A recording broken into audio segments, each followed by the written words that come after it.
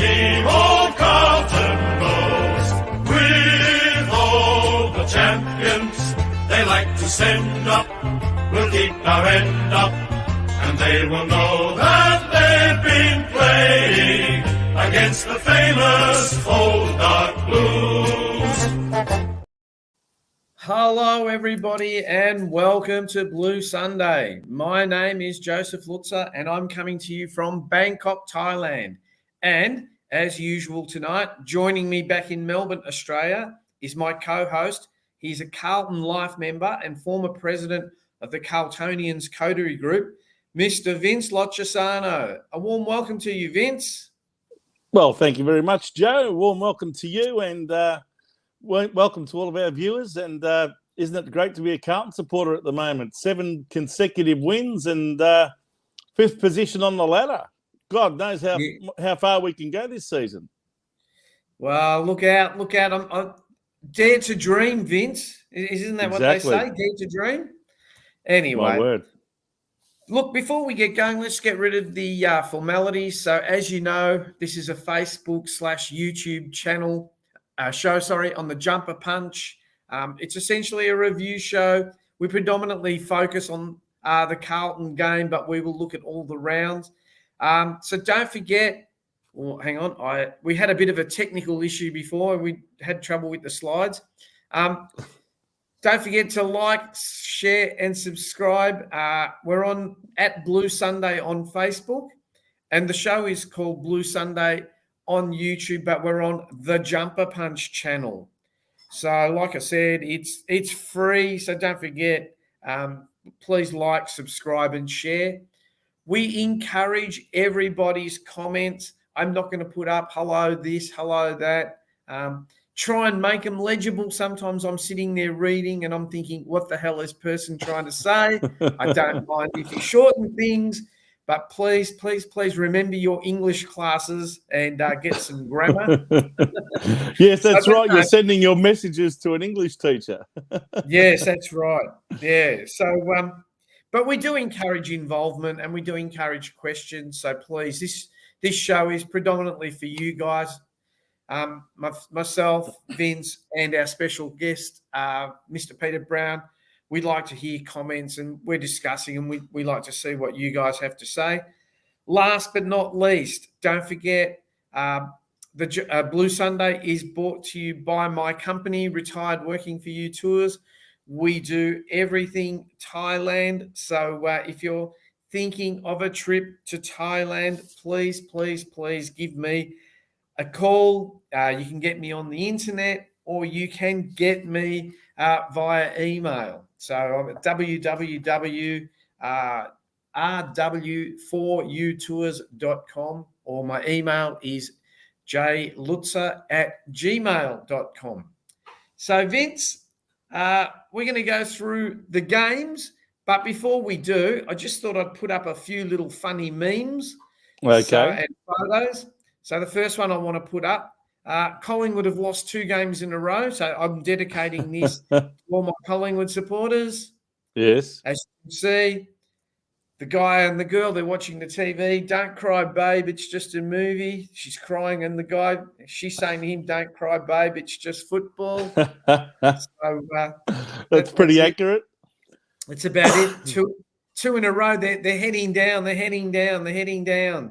Then a couple of little jokes here. I can't believe you've been stranded here for 30 years. What have you been doing all this time? And you can see all the marks on their back. And then at one of my aged care centres, hey, that's cheating. It's got to be hands or feet. So just a little bit of humour for Saturday night, Vince. What do you think? For a Sunday night. A Sunday night.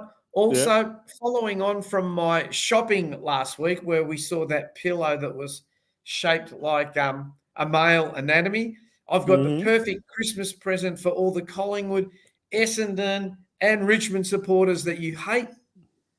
There's the T-shirt. Everyone should go out and buy one. They're 100% cotton, and it's on discount, and they're $4.95. I'm happy to buy them and send them to people. And then just a little bit of a funny one here about Barbies in Thailand. As you know, everyone seems to think that everyone here is a lady boy, but they're not really. Vince, also, just to get people in the mood, I saw a joke the other day, and I found it quite funny. I'm sure people will find this funny. It's a bit old. It's a COVID joke. It has the late Shane Warne and Kerry Keith. So it only goes for 38 seconds, but so here it is. Tell Shane about the lady you met at home. What happened? Oh, yeah. When we started to have to spend at home, I'd noticed this woman sitting in my lounge room. Yeah? Yeah, because I was in and out with Fox Cricket. And then with COVID, I started to talk to her. And she told me she was my wife. And we're getting on really well.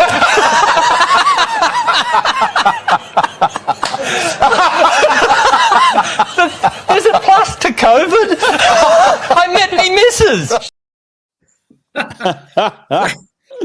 I love Kerry O'Keefe. He is one of the classic commentators, and he's so funny. All right, he's so funny to listen to. Enough of the frivolity. Everyone's asking, where's Brownie? He's in the back room. Don't worry, he'll be on, people. Yes. He loves Just before we get him on, before I forget, I think I've forgotten about 4 weeks in a row now. My daughter will kill me unless I say this. Paul Minter, big shout out to you. One of my daughter Sienna's friends where she works. So I know he's a regular viewer of the show. Big hello to him. Oh, okay. Cheerios. All right, let's get on to it. It all started on Friday night, Vince. Tell us, what happened? Well, I actually watched this entire game, and the Western Bulldogs really showed that they mean business and they really want to take part in this year's final series. They dismantled Richmond really in that first quarter especially, kicking 9 goals. And the margin pretty much stayed similar right throughout the game. Eventually, they probably booted a couple more in that last quarter to run out 55-point winners.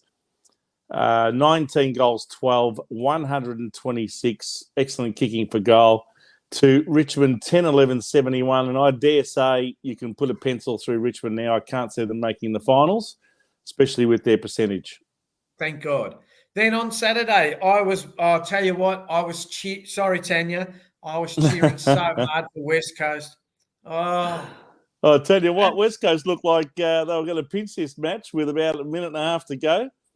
But, Essendon managed a way to get the clearance out of the middle, mainly through Darcy Parish, and it went forward over to Kyle Langford, who managed to put the ball through the big sticks and get the lead back again. And then they ran out the rest of the clock, and Essendon managed to escape with a 1-point win over the bottom of the table West Coast Eagles, who were very brave and gallant in defeat. Essendon 10-13-73 defeated West Coast 11 goals, 672. And, if they had got over the line there, the Eagles, they might have been able to manage to avoid the wooden spoon. But they've certainly found a bit of form in the last couple of weeks. I believe Adam Simpson's claiming a moral victory, just like the English cricket team. Anyway. When you lose, you win, something like that. Yeah, something like that. Okay, let's go to the next game, Vince.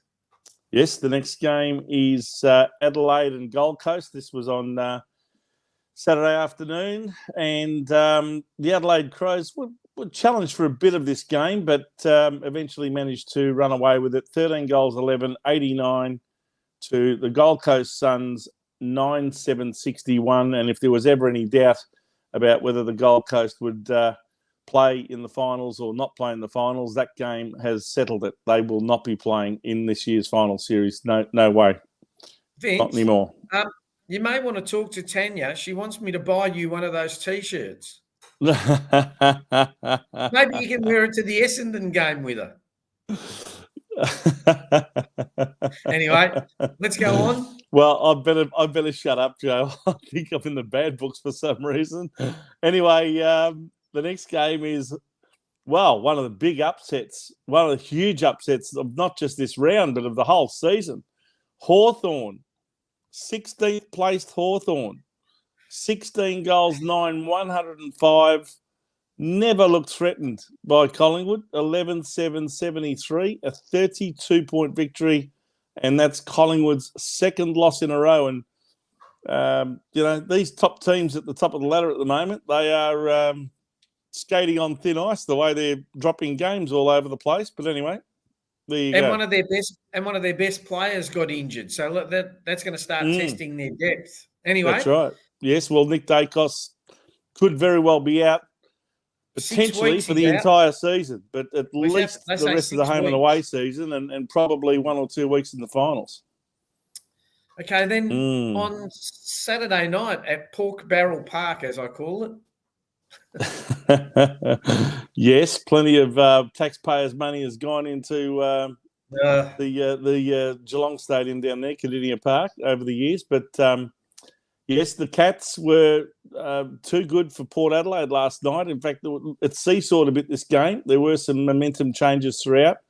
It actually looked like at one stage Port might actually get a hold of them, but Geelong found a way, and they ended up winning 14 goals, 13-97 to Port Adelaide, 12-13-85, and a 2-goal victory to the Cats, which has now seen Port Adelaide lose 4 consecutive games after winning 13 consecutive games. So they're certainly going in the wrong direction from a form perspective, heading towards the finals. They really need to find some form in this last 3 weeks before the finals. Otherwise, they're not going to go in with much confidence, I wouldn't have thought. Okay, the next game. Sydney, and of course, that win keeps Geelong's hopes alive as well. And here's another one. I mean, the 2 grand finalists from last year, Geelong and Sydney, they are on the brink of the finals, but they're both just out of it at the moment. But they're certainly doing everything they can to keep their chances alive. Sydney went over to Giants Stadium last night and beat the informed GWS on their own turf, and that takes some doing.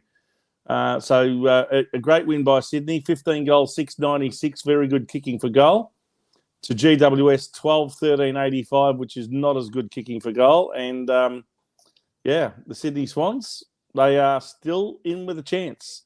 That's right. And then today? Today we saw North Melbourne get off to a flying start against Melbourne down there at Hobart. I think kicking 4 goals to 1 at one stage there in that first quarter. But eventually Melbourne started to find their feet and started to run away with it towards the end. 15-13, 103 to North Melbourne, 10-11, 71, a 32-point win, which now sends Melbourne up to the top 2 on the ladder, and now, as it stands, with a home final. Yeah. If things stay the way they are, that is. And a game that just finished. Yes. Wow. Tell you what, I had a feeling this game might go to the wire. Fremantle certainly found some form in the last couple of weeks. So they've just gone down there to the Brisbane Lions. Brisbane 11-11-77, defeating the Fremantle Dockers 11-8-74. That definitely puts an end to Fremantle's chances, even if there were any. And Brisbane stay alive with that victory. They are in 3rd position on the ladder, just behind Melbourne, about 1% behind Melbourne, who are on second on the ladder. So we'll probably go through that next, I imagine. We'll go that in a minute. And the game that everyone's been waiting for today? Yes. Wasn't it a game of 2 halves today? Carlton, after going down 7-3 by half-time, came storming home in the second half to kick 7 out of, I think, 7 out of the last 8 goals of the game to come home victors by 19 points, 10-13-73 to St Kilda, 8-6-54, and that is Carlton's 7th win in succession, and they've now gone up to 5th on the ladder, clear of 3 further teams underneath them by half a game. So if we just keep winning, you never know. We might just get ourselves a home final. We do. Now, let's get to the ladder. It's certainly looking good for a finals position anyway. Yes, well, as you can see there, the ladder, Collingwood, even though they've lost the last 2 weeks, they're still 2 games ahead of everyone else because Port Adelaide's also kept losing. Now Melbourne and Brisbane have caught up to Port Adelaide, and because of their inferior percentage, Port have now dropped to 4th and are now no longer looking all that good for a home final. But Collingwood still 2 games clear, 16 wins, 4 losses now on 64 points, clear of 3 teams all on 56. That's 14 wins. That's Melbourne, Brisbane and Port Adelaide, separated on percentage.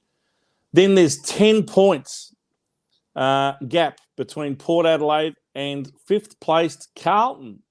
46 points, 117.2, a pretty healthy percentage. We're looking good to finish 5th or 6th at least this year. Then we're clear of 3 other teams, Western Bulldogs, St Kilda and the GWS Giants, who lost last night. The Doggies won, so they're up to 6th. St Kilda and the Giants drop a couple of places there to 7th and 8th. Then there's another half a game clear of 9th and 10th, which is Geelong and Sydney, separated on percentage.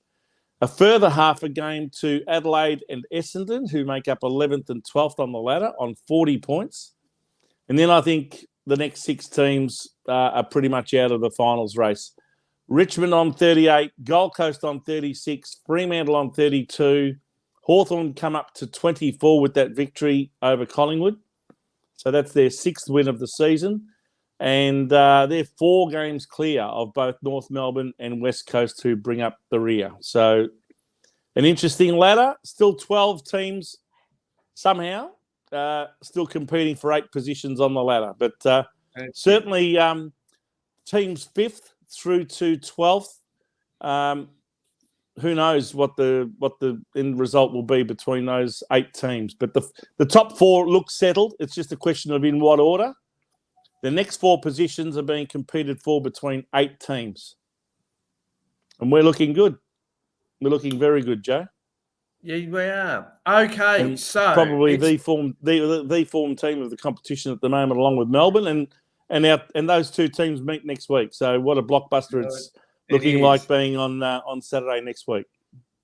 Okay, so the people have been asking, and here he is, 1979 Premiership player, Mr. Peter Brown. How are you, Pete? Good evening, Joe. Good evening, Vince, and good evening, viewers. G'day, Brownie. Good to see you. And, geez, I tell you what, you wouldn't have been too impressed up to half time today, but you couldn't help but be impressed with the way we came back and snatched that game today. Yeah, it was interesting, wasn't it? Like you said previously in the podcast, Vince, it's a game of 2 halves. There was good opportunities for both teams very, very early in the game. We squandered them. St Kilda took advantage of it and were able to control most of the momentum, particularly more so in the first quarter and a half. Mm-hmm. Okay, so let's go through some of the key stats, fellas. So the first one, the disposals, Vince.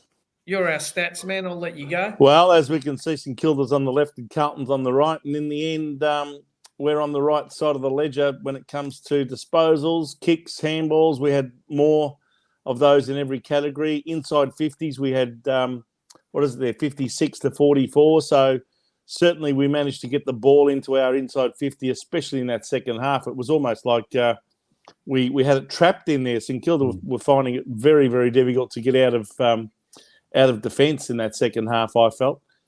Disposal efficiency, we were marginally ahead, although I reckon by half time it wouldn't have been that high, but we certainly improved that in the second half as well. Okay, let's go to the contested possessions. Well, contested possessions again, we had the edge there as well as the uncontested. So we had the ball on the outside a lot as well. Turnovers, well, they were pretty similar there, 71 to 74. And then we go across to the next page, Joe. Sorry, I'm just putting some comments up. Marks. Yeah, marks. Well, they're about the same. Marks inside 50. We had 3 more of those. They had 4 more contested marks. So that was all pretty similar, I thought. I think the fact that Charlie Curnow had a relatively quiet game probably meant that their contested marks with King up there in the forward line, as well as Marshall dropping down to the forward line. They took quite a few contested marks there, and Caminiti as well. So they had a few more big blokes than we did in their forward line. That's interesting with those statistics that you've just brought up. I'd like to see what sort of coverage that'd be up until half time, because I think most of the possessions and stuff like that, clearances, etc. Most of that was actually created after half time. So no doubt. Yeah, if you could split those and have those in two halves, I think you'd find that the first half would tell a different story to what the second half has. And the tale overall. Of two halves for sure. Yep. Yeah. The next set, tackles. Yeah. And no. Just go back there a second, Joe. Go back to the previous one. Yeah. I wanted to point out that this is where we won the game. The clearances. If you have a look at the clearances, we smashed them, especially in the stoppage clearances. Around the ground, that's where we had numbers around the ball. We backed up, and we managed to get the ball out of those stoppages double the amount of times that they did, 46 to 22. Centre bounce clearances, we were marginally ahead, but it was around the ground when the ball was out of bounds or there was a ball up. That's where we managed to get a lot of the ball. And I think most of this stuff happened, again, in the second half, I would have thought, Brandon. I agree. If you'd have split that, you would find that the centre clearances were well in favour of St Kilda, particularly in the first half. And I thought our work around the centre clearances was really, really down in the first half, and then in the second half they were able to claw that back. So, and the stoppage clearances, well, our first probably our first quarter and a half, our inside 50 stoppages were pretty dismal. Second half, I thought, was a lot better. We started, and it was a game of two halves. You had the St Kilda players hunting in packs in the first half, and then you had the Carlton players actually hunting in packs in the second half. And the other thing that I thought was interesting as well, and I'm not sure whether this is right or not, and I'd be interested to see what the comments are around it. But St Kilda looked like they ran out of steam in the third quarter, actually. They actually looked like that they were running on top of the ground rather than actually creating anything that they... Now, their efficiency in their tackles and that was really up in the second quarter, but they couldn't sustain it. So once we started to have an influence on the game, and it was interesting, wasn't it? We chipped away at the score, being as far down as we were at half time. We chipped away at the score, and as soon as that scoreboard pressure came on to St Kilda, they tended to fall away. And you made the point before, Vince, where they couldn't get down to virtually our forward 50 there for a good 3, 4, 5 minutes, and they just couldn't get it.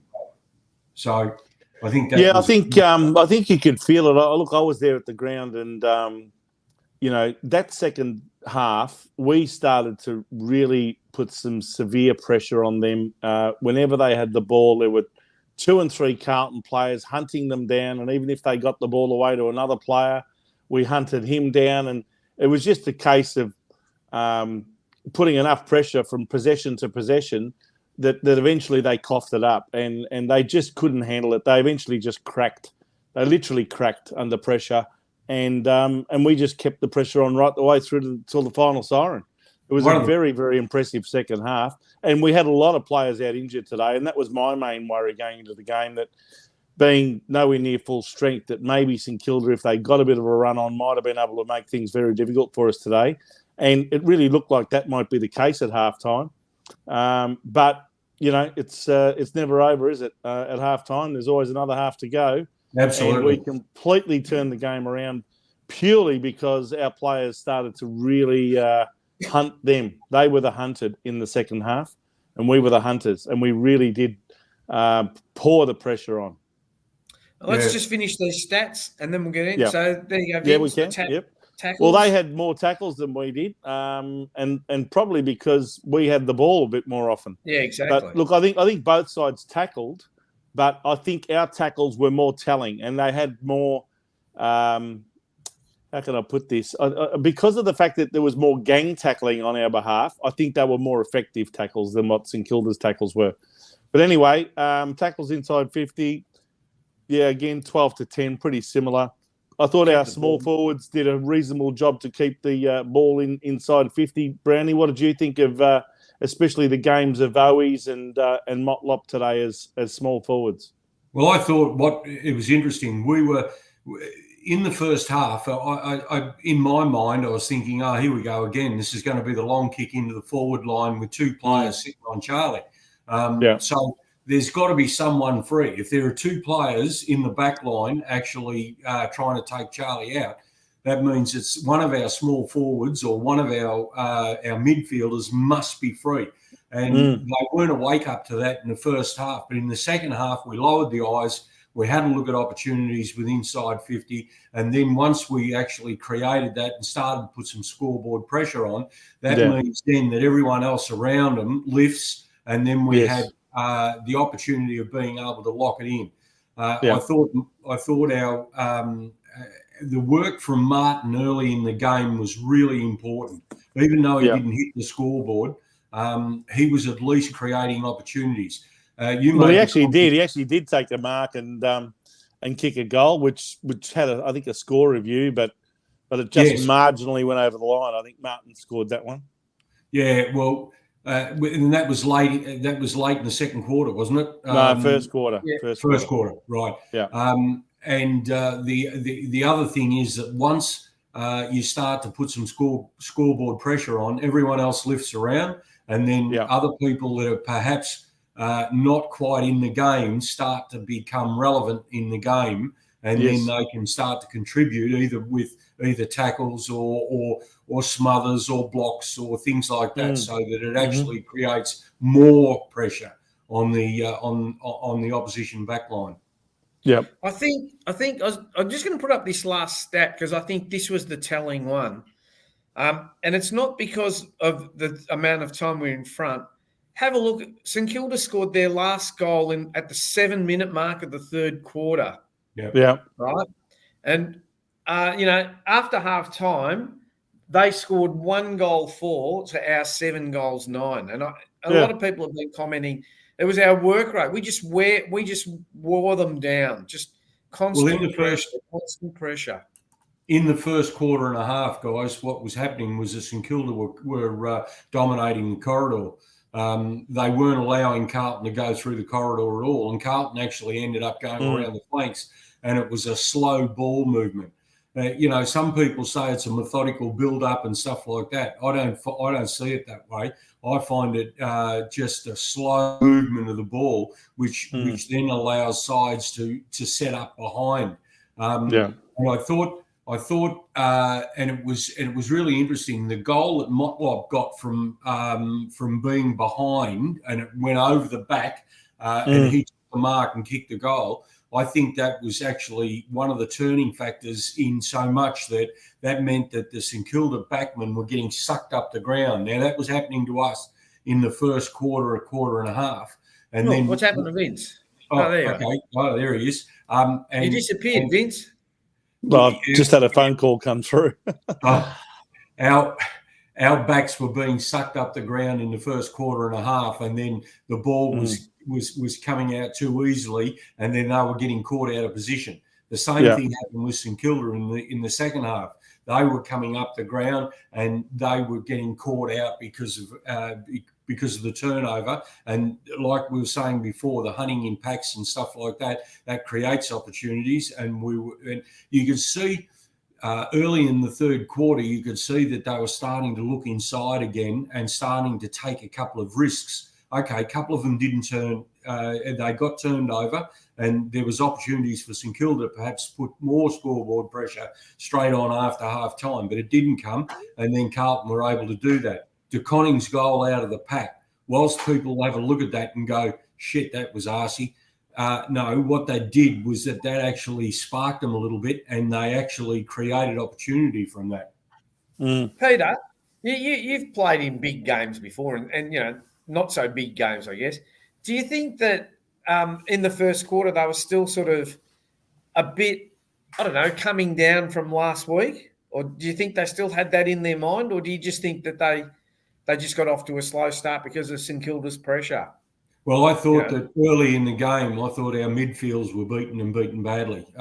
So we weren't getting anything out of the middle, which meant that put our back line under pressure.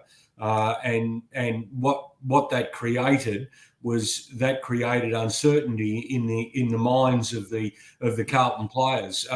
Early against the Collingwood side last week, what we did was we were able to come inside, we were able to control the corridor, and that actually created more opportunity for our forwards. I thought our forwards today, particularly more so in the first quarter and a half, were probably beaten badly. And whilst we were in and around the game, we weren't certainly dominant as what we were from last week. So it could have been a bit of a hangover, maybe. But we've got 3 games to go in the regular season, guys. And coming into a final series, you need to be switched on right from when the ball up is first there. This coming from behind or waiting for a spark or waiting for someone to do something doesn't happen in a final series where you've got pressure on right from the first bounce. And you're right, Joe. There has been games that I've played in, and you're sort of just there and abouts, and then you're waiting for someone to do something spectacular or waiting for someone to spark the side. And then once that happens, everyone seems to get up and about and starts to run. So I think it was probably a little bit of both. And most opportunities in games are created purely and simply by a side will only play as good as the opposition allows you to play. And I thought St Kilda's pressure in the first quarter and a half was exceptional, and they weren't allowing us to do what we naturally do. I guess the pleasing thing from the Carlton point of view and a Carlton perspective is the fact that they found a way forward once we didn't have that dominance in the air that we had against perhaps Collingwood or the other games that we've played. So that was the pleasing part. I've put a comment up there from Glenn Goitre. I hope I said that right. And the reason I left it up there is today I wasn't able to watch the game. I had to listen to it on the radio. And I was listening to your old mate Sellers. And that was his biggest complaint about Carlton. He said even in the second, third, fourth quarters, he said some of the decision-making left a bit to be desired. He said especially when you've got two on Charlie, he goes, they needed to give him space. He said that what was his exact words? He was saying that they're not whoever the forward coach isn't smart enough to get Charlie out get him out of space or do alternative kicks. He goes, they're still bombing it down. What are your thoughts about that? Yeah, well, at one stage I looked at the setup on the forward line and I thought to myself, what I would have done is push Charlie up the ground and get him to actually create some opportunity. He obviously wheels on the right-hand side and can put it well deep into the forwards. So what I would be doing is I'd be moving someone like either DeConning back to the square and letting Charlie move up the ground further so that he's creating. Now, what they did was that when Charlie did actually come up the ground a couple of times, he was able to actually wheel and put the ball into an advantage. One was Owie, and I'm not sure who the other one, Akers it was, I think from memory. And he was able to hit targets from well and truly outside 60. And I agree with Sam. Actually, the forward line set up there a couple of times was really congested. And some of those goals that were kicked, I think one was Motlock, the other one was Akers, and I'm not sure who the other one was. They were kicked from well outside 50 when the goal square was actually vacant. And realistically, whilst that is, good for Carlton, not so good for a setup on a forward line because, when you're bombing it in long that way into an open square, it could either go, left, right. It could, hold up or anything like that. So it doesn't really give me a warm and fuzzy feeling knowing that we're looking at trying to score from outside 50 all the time rather than creating opportunities. Now, you saw what happened when we were able to lower the eyes a couple of times and actually create something inside the 50 arc, which the percentages are a lot higher than trying to bomb it from outside. Yeah. Hey, we've got a bit of feedback. I don't know whose phone it is. I don't know if you're getting phone calls or something, Vince, but anyway. No, we'll not me. No, it's not me. I heard that too, but I'm dead still. Now, I'm on a computer. I'm going to mention a few players, and I'm going to get both of you to comment on their games and whether they're in the teams going forward. Mark Pitnet. I thought Pitnet's game early. I thought he was well beaten. I thought that he's whilst he does create opportunities with big ruckman, he's not the type of player that's going to hurt you moving forward and create. And he was very slow to get behind the ball on a couple of occasions. And what happened was that the St Kilda ruckman. What's his name again? Marshall, that's it. Sorry. Marshall's form early, he was able to get up the ground and actually create opportunities in the forward line by being able to take that mark or contest the mark and stuff like that. And Pitnet was very, very slow to react. In fact, I thought that maybe if I had to pick between the two ruckmen, I would have thought De Koning's game today was a lot more admirable than what Pitnet's was. And I thought that whilst Pitnet actually did fight back a little bit, particularly more so in the last quarter, I'd say that Marshall had probably run out of legs by then because he'd done a lot of work up and down the ground. And I thought, as I said, I thought De Koning's work was a lot better. Interestingly enough, guys, I think I commented on this last week. I think they've got to do something with the ruck duels in this competition. If anything, I would say is the way that they get tangled up with their bodies and things like that. It's a real blight on the game. I think it's it doesn't allow skill in anything. I don't know whether you saw the front bar on Thursday night. Did you? Yeah. And I thought the work from footage from Spider Everett was quite telling. He's a very good tap ruckman and that was when the game was played a little differently. I understand that, but we as a modern game, it's interesting, isn't it? There's a lot of things that have happened over the years. That is, the guy that was going to get the ball was penalised. Now he's not penalised. He's given every opportunity. He can get slung in a 360 tackle and things like that. One of the things that I find which is really, really, I think, degrading from the game is the ruck play. I think that's virtually non-existent. They seem to be able to hold each other. They seem to be able to, and it's up to the scrummers then to be able to clear the ball. So. Yeah, I thought Pitnet's game was he lowered his colours well and truly first and then fought back a little bit in the last quarter. Vince, what do you say? Vince, you've muted yourself. Vince, we can't hear you. You've muted yourself. No, we've lost you, Vince. No. Now you there? Yeah, you are now. Can you hear me now? Yeah. Yes. Okay.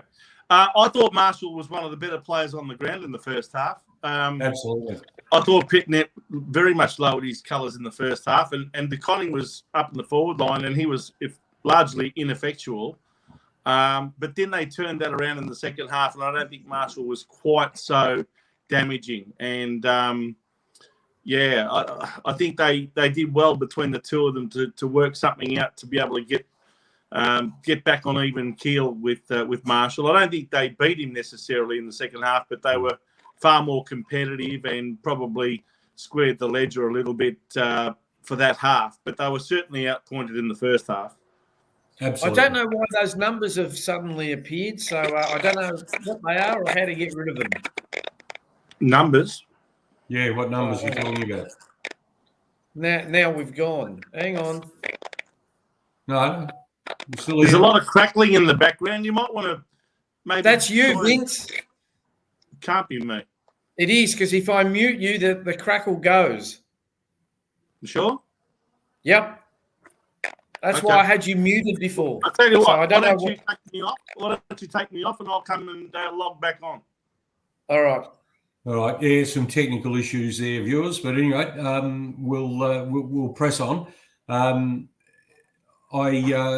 thought that the game as a spectacle, whilst the commentators were raving about it, I thought realistically, as I said, wasn't that before, great, was it? No. Game of two halves, you know, if you were a Carlton supporter, you were probably very disappointed with the first half. If you were a St Kilda supporter, you know, you would have probably halfway through this last quarter got up and left and gone home because it just looked like they couldn't find a way to win it. Yeah. While we're waiting for Vince, Brownie, I had a few players down, but this one I didn't. What did you think of Patrick Cripps' game? Yeah, Patrick Cripps' game was just there and about. I wouldn't say that he was as dominant as he was last week. I thought some of our younger players actually started to stand up in the second half. I thought Paddy Dowd game, whilst that was admirable, I didn't put him in any of the votes or anything like that, but I thought his work and his clearance work was pretty good. I thought Cripps, you know, it's interesting, isn't it? Sometimes when Cripps does something spectacular, like busts the pack open and everything like that, everyone says it's the Cripps of old. Whereas, you know, he gets caught easily on occasions as well, and then tries to actually be able to try and get out of it by putting someone else under pressure. So I wasn't overly wrapped.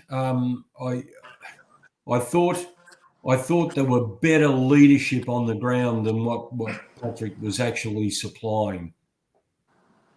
Yeah. Okay, so Vince, is that better, Joe? No more crackling. I can hear. I just sent you a private message, so have a listen. Have a read of it. Vince, what did you think of Mark Pitnet's game? Of who? Sorry. No, I'm talking Vince. Vince, what do you think of Mark Pitnet's game? Well, I think I answered that before, didn't I? No, we didn't hear you because your microphone was off. Seriously? Oh, yes. Okay. That's why I'm asking you. The microphone was off. Okay. Well, what I was trying to say before, I thought you guys were listening to me. I thought that both Pitnet and De Koning were largely ineffectual in the first half, and Marshall had by far the better of both of them, and even went forward and I think kicked a goal or two. So really, I think they had both lowered their colours to him in the first half, especially Pitnet. But they managed to find a way in the second half to get back into the game and to square the ledger with Marshall, especially in the second half. And I don't think they necessarily beat him, but they were far more competitive. And I thought that they squared the ledger a bit in the second half. So, I didn't hardly notice De Koning in the first half, to be honest. But he certainly fought back and even kicked the goal in the second half. Okay. I'll ask both of you. Peter, you can go first. Marchbank, what do you think of his game and since he's returned? Yeah, you know, I was prepared to overlook it last week against Collingwood, but I thought his first half today was poor. I at one stage I would have dragged him and put him on the bloody bench because some of the fundamental mistakes he made at crucial times of the ball going forward were horrible. I can't sugarcoat it. At the end of the day, it's, you know, that sort of performance is not good enough going into a final series, to be perfectly honest with you. Now, you could argue the fact that he's been out and he's been injured and he's been this and he's been that, but at the end of the day, it's not good enough, particularly going forward into a final series. Vince? Marchbank, yeah. I look at, what is it, his second game back? They brought him back against Collingwood, which I thought was a big call. It was a very big game to be bringing him back after such a long layoff. Maybe he's still a bit rusty. I don't know. I think Marchbank at his best certainly brings a touch of class to the back line, but I take your point, Brownie, and I tend to agree. His first half was well below the standard he would have been wanting to play at. And, I think he'd want to do a lot better than that next week if he's going to be part of the defence moving forward into the finals. Otherwise, he may very well lose his spot to one of the other backmen that are fighting there, fighting for a place in the side. He looks slow. He actually looks slow, and his decision. That's what I mean. I think that jump from VFL to AFL is a pretty big one, and he had 2 or 3 games in the VFL leading up to last week, and he didn't play a bad game last week. I don't think it was as good this week. Certainly had the second week blues coming back from injury, but. Look, whether he loses his place in the side next week, I'm not sure. But if they give him another go, he'd want to be playing a lot better next week if he's going to keep a place in this defence. A lot of people agree with you. The next guy I'm going to tell you about, he's spent a lot of time in the reserves. I'm very critical of this guy, and I'll tell you why. It's Zach Fisher, and I'm critical for a couple of reasons, because I think the guy's got talent and he can show it, but he's very inconsistent. Like, I thought his game today was good. I was a bit worried about him being in the team. But you watch, next week he'll go missing. He does this. He plays one good game, and then he'll give you 3 ordinary games. And then when he's just about to get dropped, he'll pop up again with some good stuff, and then he'll go down. I'm just very critical of his consistency. Well, you'd have to concede, Joe, that he played a very good game today. And I just said if we're going to judge him, let's judge him on what he's done, not what he might do next week. I think based on what he did today, he more than deserves his spot in the side. Absolutely. And if he can keep that sort of form going, he would be a very valuable member of this team. But I take your point based on past experience. But I can only go on past experience. He certainly came back with a vengeance today. I mean, this is the beauty of sometimes having these situations where you've got injuries. It gives opportunities to the guys that have been bashing down the door to get an opportunity, like Paddy Dow, like Zach Fisher, like some of the other ones that we've talked about, like Fogarty and Cunningham and all these guys that are coming back, and Marchbank. So I think, they're trying to take their opportunity with both hands, and I think Zach Fisher did that today. I think we've got to give credit where credit's due. He was largely a very effectual player today. I thought Fisher's game was an excellent inclusion for McGovern. I thought his attack early in the game was exceptional. He was at least providing run off the back line, even though we weren't scoring at the time. But he was actually not only creating, but he was also defensively working reasonably hard back and assisting, as was Akers. But Fisher's game, I thought today, like you said, Vince, I thought he would be probably one of the first ones selected next week, because his game today was consistent. I thought I thought he might have had a purple patch early in the game and then drop off, but I thought at least his game was consistent. Yeah, I just hope for his sake that he gets a bit of consistency. But anyway, the rumour is that he's going to West Coast, but who knows? That's just a rumour. Paddy Dow, I was, as I said, I was listening to the radio, and Mark McClure was a bit critical on Paddy Dow because he says he does all the hard things that a footballer does and then spoils it with his disposal. Some of his disposal early in the game was poor, but then again, he was under enormous pressure. I thought that Dow's work, particularly in and under, he didn't get any protection whatsoever from any of the other players in and around. Now, Shearer, up until recently when he got injured, was our main and our most consistent midfielder. And now I think Dowd, and it was interesting, some of the commentary in and around him is that the more games he gets, the more and more comfortable he looks out in the centre. So, he's not built like Patrick Cripps, or he's not built like a Steele or these guys. He's a lot finer in stature than what those guys are. And I still think he could be a very, very good asset for the club. And whilst some of his disposal mightn't be brilliant, I thought some of his thought pattern was good. So I can't complain where that's concerned. And if you look at a couple of the times that he actually got caught, he got caught today because there was 2 and 3 dragging off him as he was trying to get some sort of clearance. And and I thought his work was rewarded later in the game than it was early in the game. And to his credit, the goal he kicked was sensational, and that will give him an enormous amount of confidence moving forward. So, that's a kid I want to see continue to grow. Okay. Yep. Can I just point out here before you move on, Joe?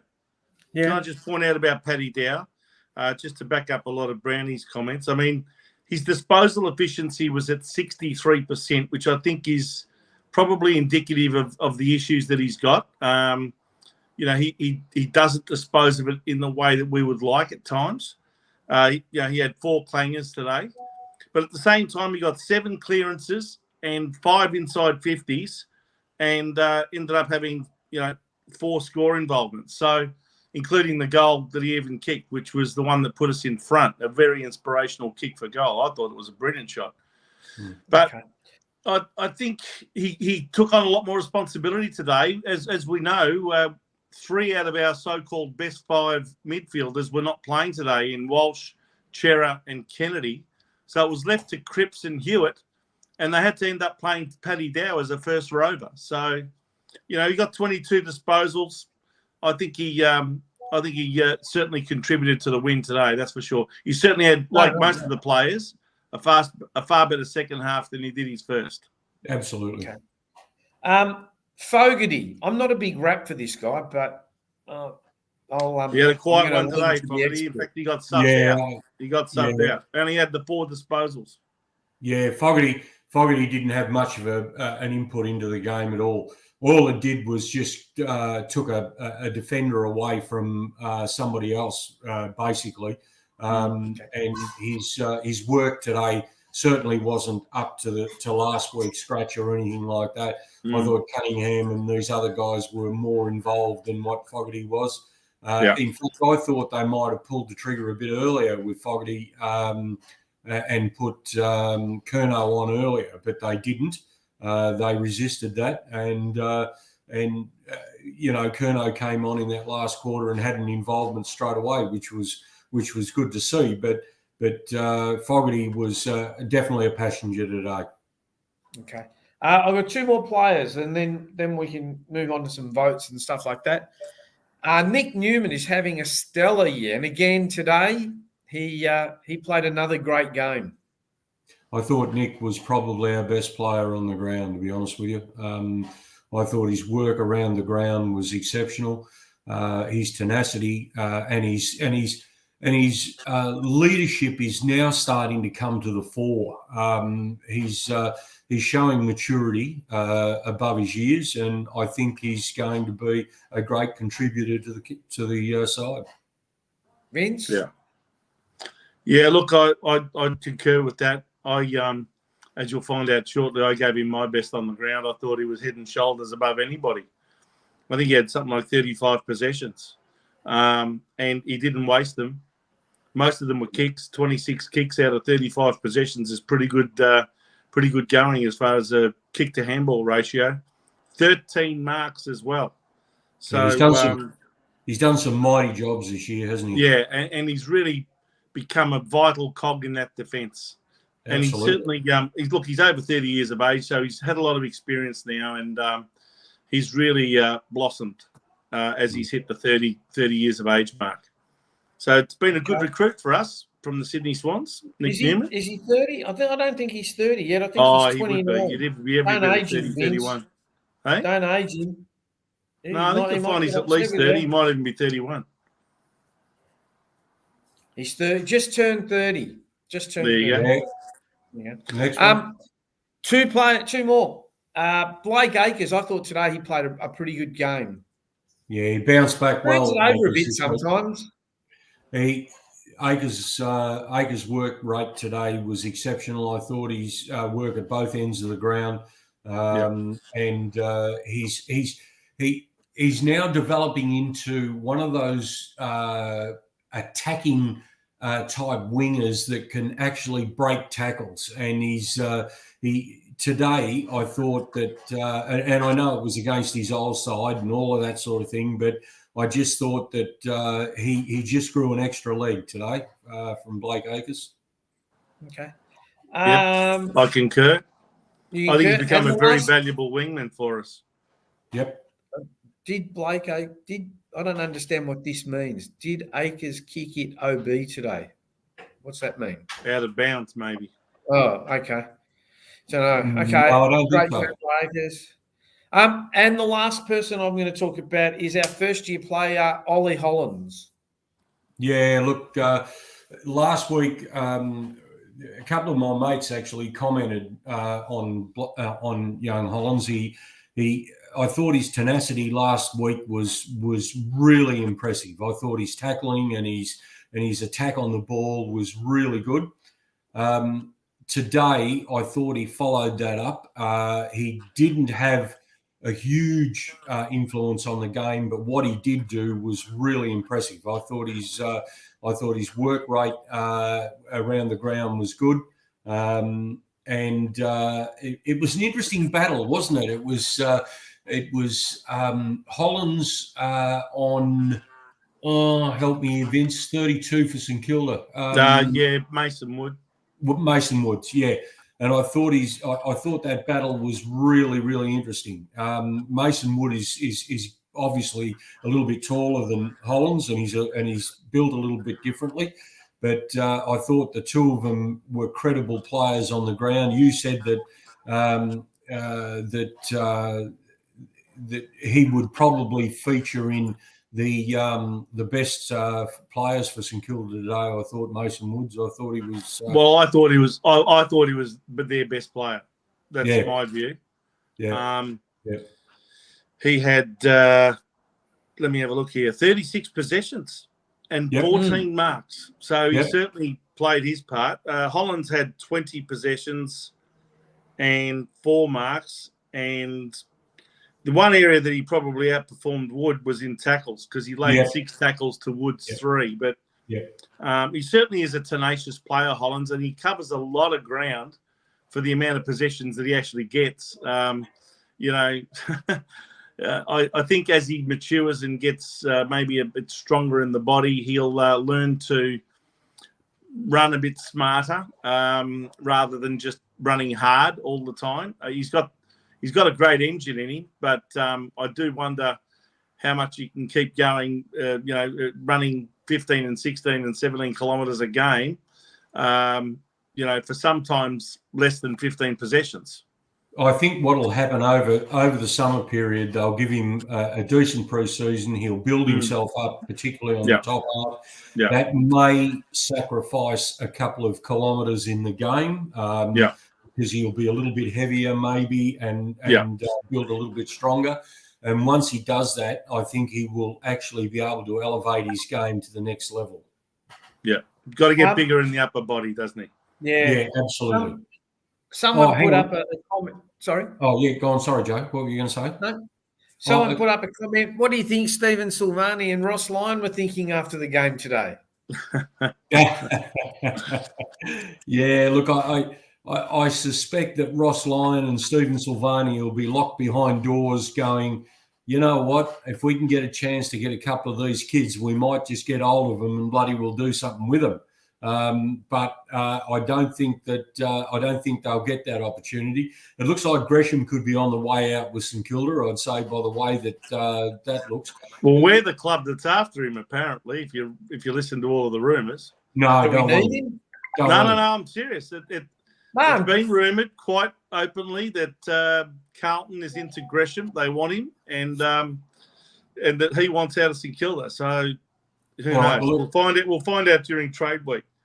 Well, there's a couple of little comments I'd like to make at this point. One player that we haven't mentioned tonight is Doherty.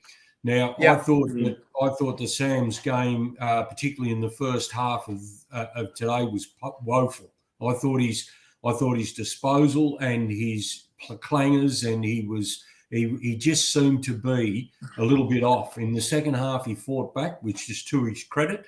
But in that first half today, some of the turnovers and some of his decision making was poor. So that was just a quick comment that I'd like to throw in there. Second comment I'd like to throw in, I don't know whether you caught the footage after the game when Voss was going down to the race. Did you, by any chance? Didn't see it. Was he where he had his arm around Cripper? No. Prior to that, Oh. it was almost like Sayers came out and wanted to do a waltz with him up the bloody race. And I thought, hello, look at this. We've strung a few together and all of a sudden now we all come out of the woodwork, do we? Or what? He's come back from Italy quickly, didn't he? Well, maybe he's come back to face the music on the PWC thing. It's like anything, Brownie, when everything's going well and the wins are on the board, all of a sudden everyone's your mate and everyone puts their arm around you and they give you the big back slap and say, well done, and we're right behind you, 100%, and all the rest of it. Yeah, I wonder whether that would be the case if we were still losing. But anyway, I did say a couple of weeks ago, Vince, that if they weren't in the position that they are in today, whether the same sort of comments would be coming back from our supporter group, of course, and whether they'd be still calling for blood in the coaching staff and things like that. Yeah. So, and I did say at the last week through our podcast that I thought that, St Kilda to me posed a danger game. Those words nearly came back to haunt me today. There was a couple of times there I got really, really, really frustrated at what was happening. So, boys, well, look for all money at half time, like we were in serious trouble. Yeah. But the margin wasn't insurmountable, as we proved. Yeah.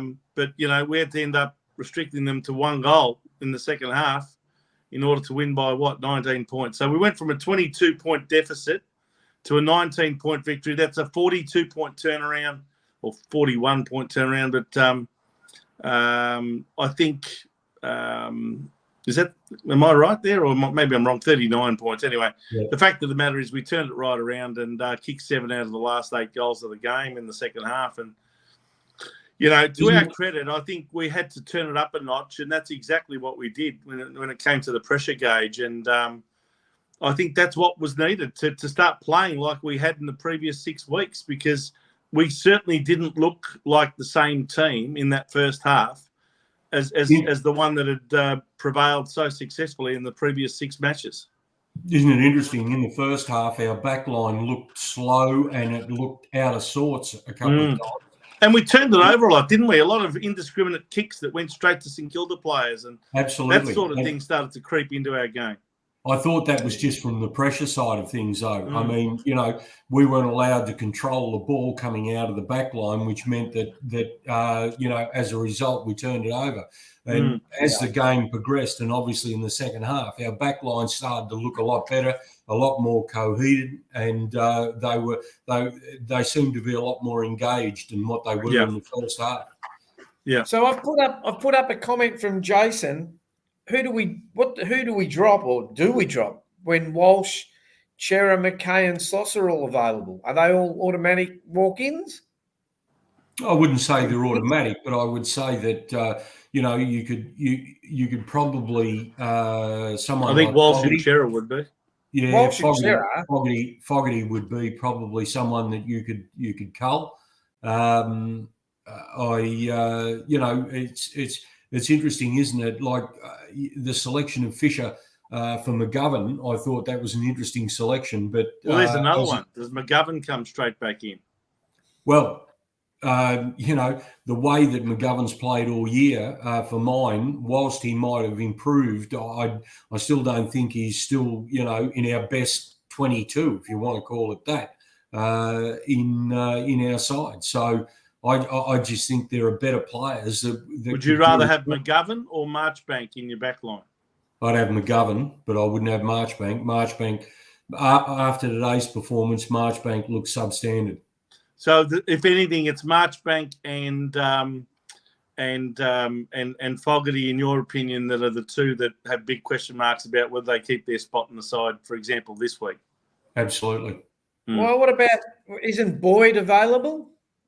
Well, Boyd will be coming back from suspension. He's another one that did come back. You wouldn't put him in the automatic selection category, but certainly a player worth considering for your defence. Small teams. So if we're playing Melbourne, he'd be probably the player you'd be putting on someone like Keziah Pickett. Yes, absolutely. Yep. Right? Yep. Who else would play on Cozzy Pickett? Think about it. Who else are you going to put on him? I think Pickett would be too quick for Newman, wouldn't he? Yeah. Probably. And probably for Doherty. Sard's got some pace. Sard's too loose. He's too loose. I didn't actually think Sard had a very good game today, to be honest. No. I don't think he only had about 10 or 11 possessions, so he didn't do a lot. Isn't it interesting? Isn't it interesting? Someone made a comment, I think it was Harmsy some time ago with me, who said, you watch bloody Sard when he comes out of full back because he's the designated kicker if McGovern's not in the side, right? Right. And as soon as he comes out of the square, he bounces the ball, right? Yeah. Straight away, puts the ball on the ground. Why? I mean, you're bouncing that ball. That means that you're concentrating on what that ball's doing and not seeing what's happening up the ground. Yeah, you don't have to actually bounce it until you've run 10 metres. Well, no, it's 15, isn't it? 15? I'm not sure. Yeah, so you got 10 metres of the square and you've got 15 metres to run. I mean, there's 25 metres that you've gained. He bounces it straight away. You're right. It's a good point, Brownie. You picked that up very well there. Or Harmsy might have, Yeah, no, Harmsy was the one that picked. I can't take credit for it, but I've just taken particular notice, and every time he does, he bounces the ball and then goes in. Well, okay, it only takes a stuff up or a screw up, and as a result, it's Someone, Darren's put up a comment there about habit. Yeah, well, habits are good and habits are bad. For mine, I can't see where that would be beneficial if we've got players breaking to an opportunity and you're concentrating on bouncing the ball. You're not watching what's happening up the ground. That's true. McGovern's another one. Good observation. Too. Have a look at McGovern. He never runs outside the square. He always kicks the ball from inside the square. I don't get that. Like you say, the bloke's usually 15, 20 metres away from the mark. At least run 5 or 10 metres to gain a bit of ground. But McGovern, he's like in the old days where he doesn't want to put his foot over the line. But anyway, hang on. Someone says, Sard says that the bounce helps him focus as part of his play. Okay. Well, if that's what it is. Okay. And if he doesn't, but it still doesn't take away. It still doesn't take away the fact that when you're bouncing the ball, you've taken your eyes off what's going on in front of you. It's a little bit like, adjusting your car radio while you're driving the car. If you do that, you're not looking at what's coming up ahead of you. So get the controls on the steering wheel, Vince. It's interesting. Pay up, you cheapskate. Isn't it interesting? There's been, the comment that was just put up then about the fact that he has to do it just to be able to adjust himself, etc., etc. Well, he doesn't do that sometimes when he's coming off half back. When players are coming at him, he's usually settled and ready to kick on from there. So, whilst you could use that as an excuse, to be honest with you, I think it's just a waste of time. I think he should be concentrating on where he's going to be landing the ball. Never. Do we have anything else that we want to say about the game, or do we want to move on to the votes? Look, from a team perspective, I think the encouraging thing was that they were able to fight back from a deficit at half time. I think that was encouraging. However, I just caution everyone involved with this, because when you're coming up against good sides in terms of, and I'm not suggesting for a moment St Kilda's not a good side, that would be disrespectful, but I'm saying that in the heat of a battle, when the final series is coming around, you need to be switched on when you hit the ground. You know, this of being able to bloody well try and come from behind or something like that, it's not going to cut it in final series because it goes up a notch. And like I said before, you're only as good as what the opposition will allow you to play on any given day. Well, how about us making sure that they're not playing well, and then they're coming from behind from us and us putting the scoreboard pressure on? So again, the 3 games that we've got left, Melbourne, Gold Coast and Brisbane. No, GWS. GWS. Sorry, not Brisbane. Again, yep. Alzheimer's. But the 3 games are winnable, but they're also losable as well. So yes, very much so. And that's going to shape the 8. There's no doubt about that. So, you know, you've got people breathing from underneath us that want our position, and we've got to try and stay ahead of the game. Now, each game is different. Each game's got to be approached differently, and each game we've got to make sure that we make adjustments quickly to be able to control the game. Okay. All right, well, let's move on to the votes. All right. Yes. Okay. Yes. So, today I thought that Nick Newman was the best on the ground for us. I thought his consistency over 4 quarters was very, very good. I just didn't go on possessions or anything like that. I actually went on his work rate plus what he brought to the team.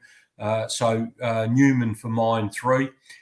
This guy, Zach Fisher. Now, it was interesting. I put him in the votes purely and simply because when the game was getting busted open in the first quarter and a half of the game with St Kilda, I thought Fisher was our only true light in the back line that actually stood up.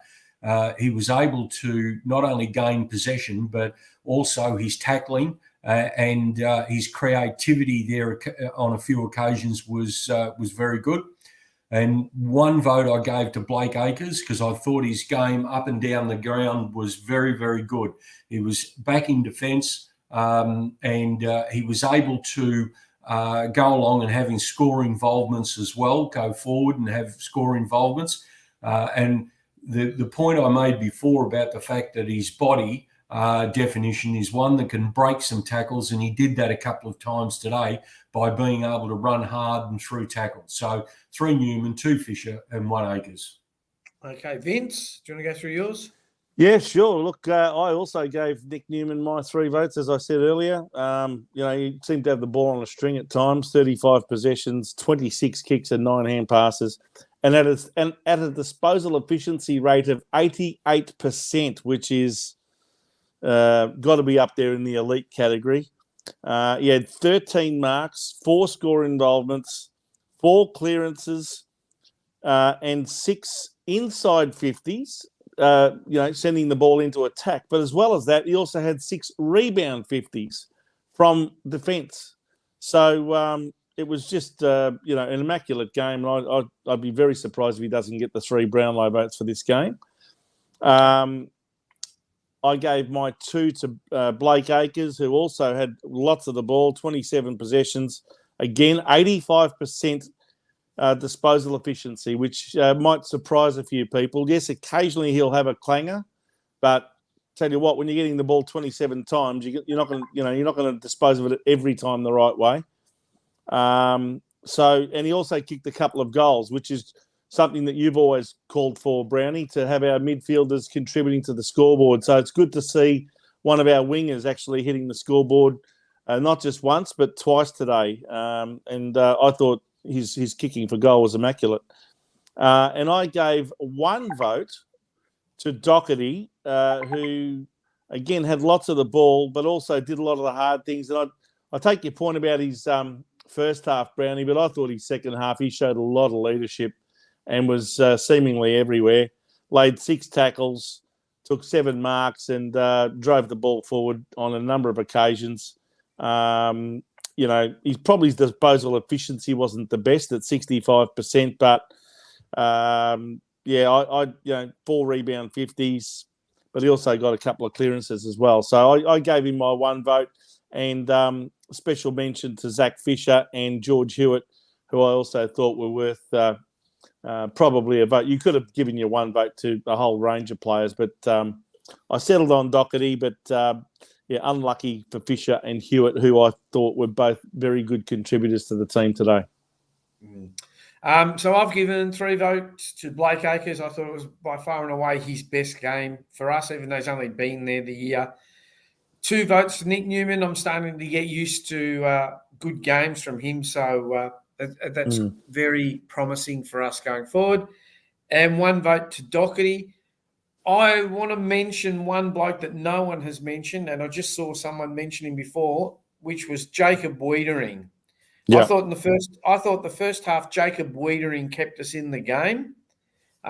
He didn't get much opportunity in the second half because the ball didn't really go down there. True. But he had some telling marks and some punches, and I thought if it wasn't for him by halftime, I think we would have been a lot further down. And also want to mention Ollie Hollins. I thought Ollie Hollins played a very good game. Yep. The leaderboard looks like this. There's no real change. Adam Chera still on top at 58. Charlie Curnow still second on 53. Didn't get any votes today. Sam Walsh on 48, third. Isn't it funny? Numbers 1 and 3 and 8 and 10 are not in the team. So that just shows the depth that we've got, which is really good. So then we go down to Doherty, who got a few votes.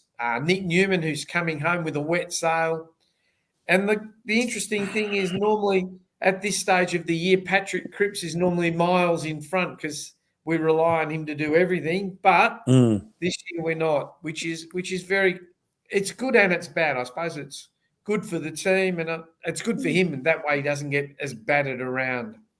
And then you got Akers, Harry Mackay, Hewitt, excuse me, and Jack Silvani. And so now it is time for... Hey, boys, how are you? What are you doing? What are you blokes doing out? Where is it? Oh, he moved it on. Beautiful kick from Brown. That's a magnificent kick. Look at that. He was inside the centre square when he kicked that for a goal. Yeah, boys. The one I did put... No, I played this one. I can play it, but we can show it. Hey, boys, how are you? What are you doing? What are you blokes doing out here at the Tross? What? Listen. You guys do the podcast. What's a Carlton player you think of by the name of Brown? One game superstar, Monty Brown. No. John Brown, 90 games. No, more recent than that. More recent. Brown, 1915 Premiership player. No. Doggy Brown! Doggy Brown, Premiership Fraser Brown. Fraser Brown. Try Peter Brown. Peter Brown?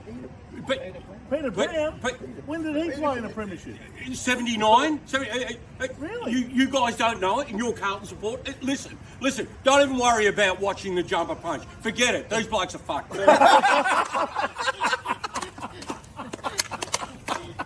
That's it. That is it. That's the one. That's it. That's goal. You got it? That was your promo when you were on Almost Football Legends. But anyway, so Peter, always I think that only took 2 promo. weeks too. That's all right. And your brownie points for this week goes to. I forgot to get that. Big bit of drum roll. Oh, yeah. Look, I could have, and I thought in my own mind after the game, after I'd given the brownie points to Ollie, I thought there could have been, 2, 3 or 4 other players that could have received that. One of them, a little mention to TDK. I thought he fought back really well in the second half and had an involvement. I thought he was important in some of the ruck duels. Obviously, Doherty's second half was a lot better than it was in his first half. Jack Martin's work in the first half, I thought, was really good. giving us an opportunity up forward. But anyway, brownie points this week goes to Ollie Hollands. I think that he's getting he's starting to understand what it's like to be a AFL footballer in today's modern game. Whilst he's got the engine to run, and whilst he's got the opportunity as a young man, he's also starting to understand that the game is made up of physicality, but he's also using this opportunity to be able to make good decisions. And I think he's getting better and better now that the weeks are going by. And I think going into a possible final series, let's not get too carried away, but a possible final series, that will be really important, particularly more so when the game actually lifts a notch or two. So Ollie Hollands is my recipient of the brownie points this week. Okay. I think he's a dead set shoe-in for best first-year player when we have our best and fairest night later on this year. I don't know about that. They might give it to Akers or someone like that. You never know. But I no, agree but he's not a first-year plaar. He's a first-year player at Carlton, but he's not a best first-year player. You never know. First year in the AFL. Boys, that brings us to next week, Saturday night. Should be Saturday. Sorry, I've put Sunday, but you put Sunday. It's what a mistake from Joe. Unheard of. Unbelievable. Does that mean we're going to move the podcast to Monday night? Is it? Or what? Yeah. No. Everybody, it's Saturday, the 12th of August. It is. Okay. Saturday the 12th. Yeah. But yeah, have Saturday. I don't know. Joe, a Blue Sunday episode wouldn't be a Blue Sunday episode with at least one mistake from you. That's for sure. No, I was having trouble. I was having trouble with the PowerPoint. So it's always somebody else's fault. Hang on. No, it's my fault. We've actually put out a segment, isn't it? Where's the leaderboard for our? That's right. No, we got to do the tips. No, we got to do the tips first. By the way, Joe, do you want to swap me and Brownie around? I think he's more the centre of attention than me. Oh no. That's better. That's better. That was all right. You were enjoying it on the top floor, were you? Yeah, not bad. Yeah, I thought I'd have been upgraded. Back down to economy you go. Yeah. As I said before, we've got 3 games to go. Melbourne's the next one on our agenda. Melbourne. This is a blockbuster, isn't it? Really, these are the games. I was going to put this up later. This is a blockbuster. I mean, there's no doubt they're the 2 form teams of the competition at the moment. Melbourne's won their last 5. We've won our last 7.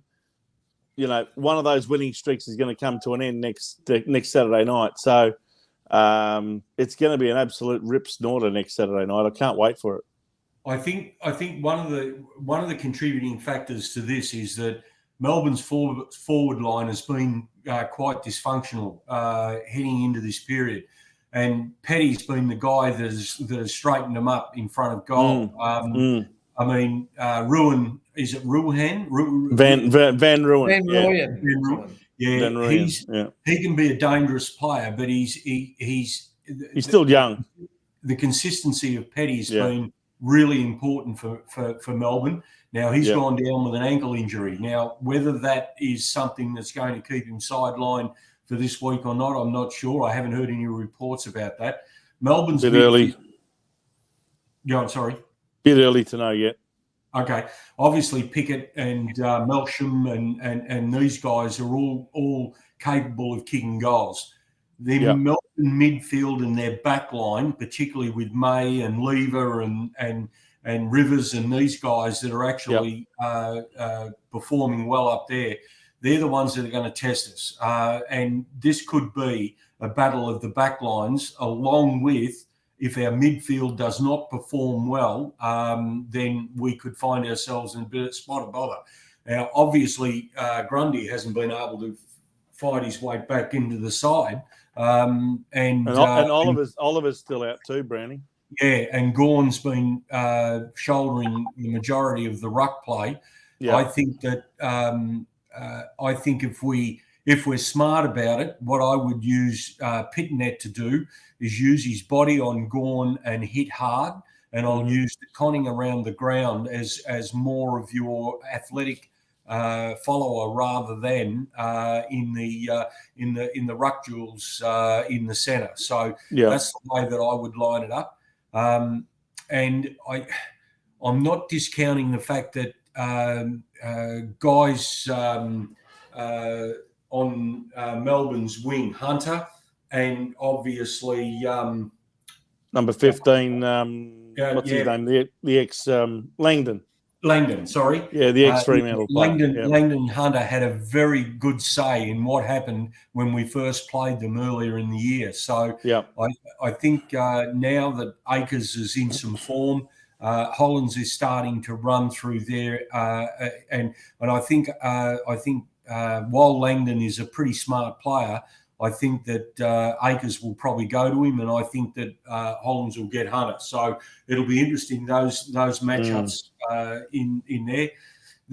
Obviously the question mark's going to be over Petrarca and what sort of influence he has going to have on the game, and where they're going to actually in fact use him, because when Petty went down, they actually used him in the forward line today, and he kicked a couple of goals. Correct. And we all know that he's fairly strong and stuff like that. So, he's a huge player for them. I mean, if you keep Petrarca quiet, you almost go a long way towards beating Melbourne. But the thing is that last week's game versus Richmond, largely their tall forwards in Petty and Melksham and guys like that, and Van Rooyen, they contributed the majority of the goals. Today against North, it was more the small forwards. It was Neil Bullen with 3 and Chandler with 3 and Cozzy Pickett with 3. And they were the main contributors. You know, Petrarca and Van Rooyen and Petty only had the 2 goals each, and Melksham didn't even get 1. So I think this is the versatility of the Melbourne forward line now, is that they've got the talls and they've got the smalls, and you've got to keep them all quiet. Well, Petty won't be playing next week. He did his ankle. Well, we don't know with ankles. Sometimes, you know, it's a... I wouldn't rule out Petty necessarily, but nevertheless, players then, Vince. I hope they play. Oh, look, he might. All I'm saying is you don't know. And the other one that we can't discount is Viney through the middle. Oh, he's a great player. He can be a very dangerous player in and under, and we know what Gawn's like in the ruck duels, particularly more so around the set of bounces. His ruck play is quite good. So there's a real challenge there for our guys. And I would suspect that May would probably go to Charlie, which means that leaves Lever as the intercept. Now, does that mean Lever will take up Martin? Possibly. And if that's the case, then what we've got to be as a club is smart and possibly move the conning forward as a mismatch with some of the other defenders that are back there. So it poses a real danger game for Carlton, particularly in this situation here now, where if Harry had been playing, it probably would have kept their back line a little bit more amused than perhaps it would be. And we've got a real challenge in our back line. Having said that, I'm going to go out on a limb and I'm going to say that Carlton will beat Melbourne. And I won't say it'll be convincing. I reckon it'll be about 12 to 15 points in it. And I reckon the Carlton will get over them. Vince? Well, it's our second match in a row against opposition that have beaten us in the first half of the season. St Kilda beat us after we got smashed by Adelaide. I think it was in round 6 that we played St Kilda, and they beat us by 20-something points, I recall. I think it might have been 22 points. We turned the tables on them today. We played Melbourne, I think, in early June from memory, before the other forgettable loss that we had to Essendon the week after. And that was the last game that we lost, in fact, the Essendon game. So we lost to Melbourne the week before that by something like 17 points in a fairly close game. But we, again, when the game was on the line, we just failed to produce the goods. This time, look, like I said last week, Joe, I thought that Carlton would beat St Kilda this week, even though I tipped St Kilda to try and catch up to you blokes. So I'm going to do the same thing again. I actually think Carlton will turn the tables this time on Melbourne. I think it's another challenge, and I think we're up to it. I'm still going to have to tip Melbourne in the competition to try and catch up to you two. But in reality, I do think Carlton will turn the tables on Melbourne this time by 8 points. I think it'll be a really close game. So who are you going for, Vince? I think it'll be Carlton by 8 points, but I've got to tip Melbourne to try and catch up to you two blokes. Okay. I'm telling everyone what I really think, but even though my official tip is Melbourne. Anyway. Only for competition purposes. I think I'm pretty much out of it now, aren't I? Yeah. It's really interesting. You should be 8, not 9. I thought you went Carlton, so I put one there. Yeah. It's really interesting. It's between me and Pete. Yeah, well, it's really interesting, Joe, because sorry, who are you going for? Sorry. Well, I'm on the fence here because it's a night game, right? Mm-hmm. But I can't Peter's go gone for Carlton. Peter's gone for Carlton. Are you going for Carlton or are you going for Melbourne? Well, strategically, then I'm going for Carlton as well. Actually, who's in front on the leaderboard? Me. I'm one well, in front. You should be tipping first, mister. All right, I will next week. Well, again, that's what we said last week. You should be tipping first because you're in the lead, and then let everyone else decide what they want to tip after that. Not my fault. Should be going in order of who's in front. You're starting to sound like the English cricket team. You won't have a beer with us. It's interesting. It's interesting, isn't it, guys? We're now starting to get down to the business end of the season, and what's happening in other sides. For example, Collingwood. Now some injuries are starting to take effect on the balance of their side. Now, again, we only have to have, say, like a Charlie go down or something like that, and then that would unsettle our forward structure. And this is where, and I think I said this some weeks back, that come the business end of the season, it's who's healthy, who's playing well, and who's got and who hasn't got injuries, major injuries to their side, which is going to have an effect on what happens going in. If we can keep ourselves fit and healthy, it means that we'll go in with a reasonably good side.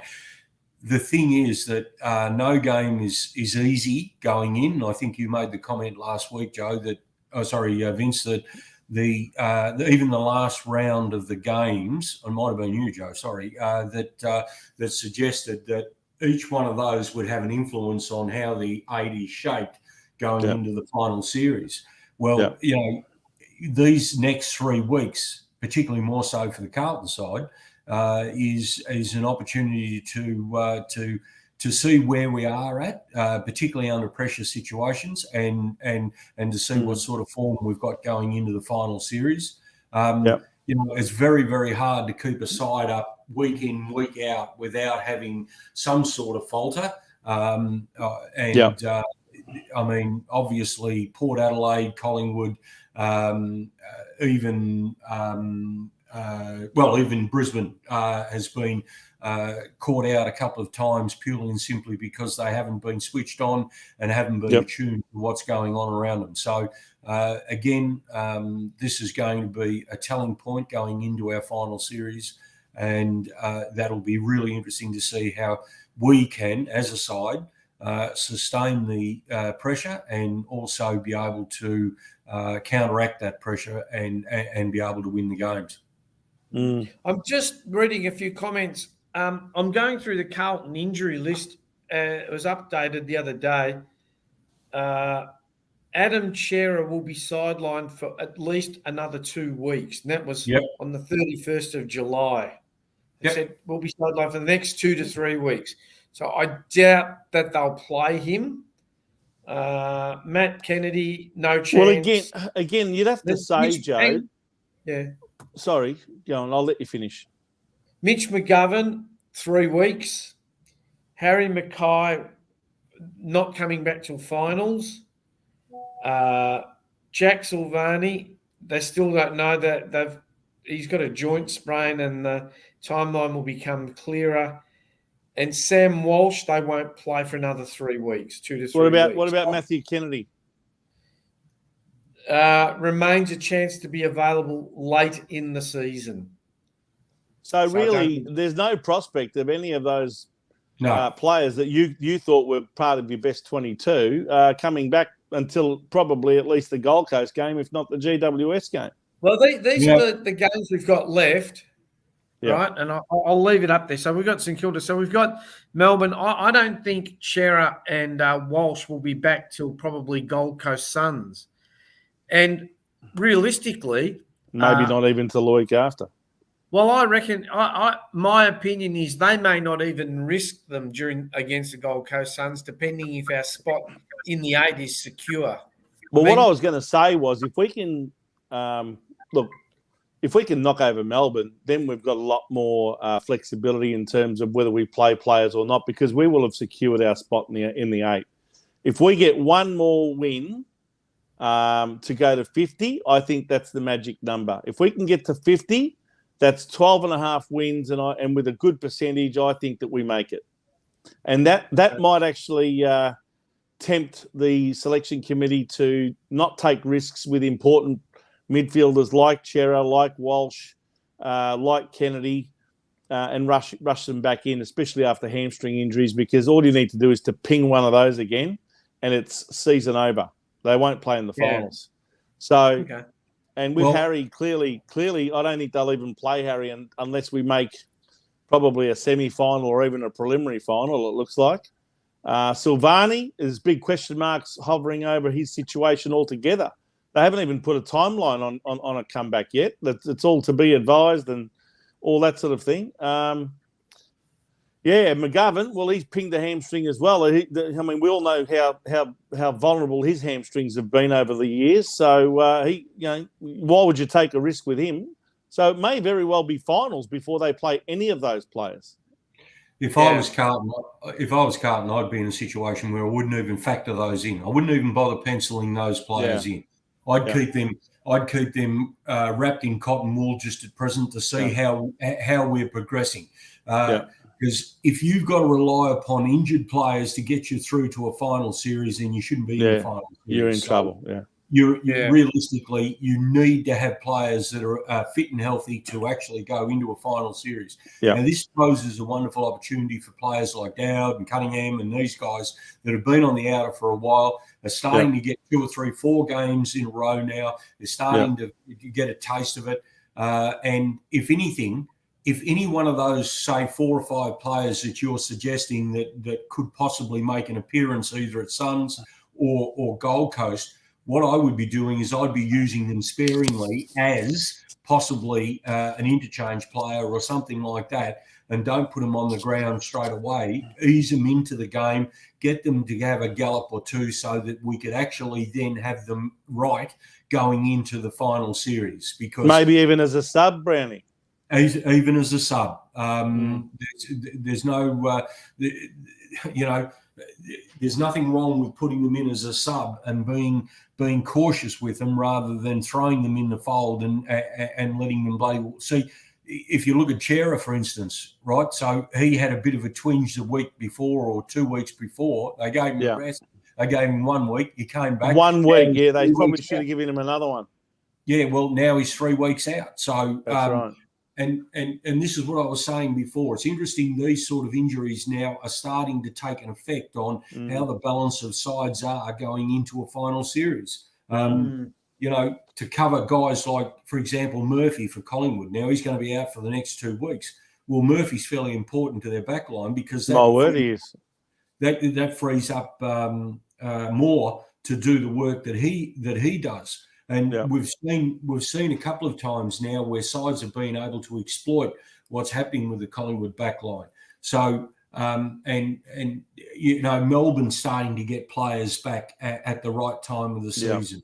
I see Port Adelaide. Charlie didn't play on the weekend or this weekend, and he's really important to their forward line structure.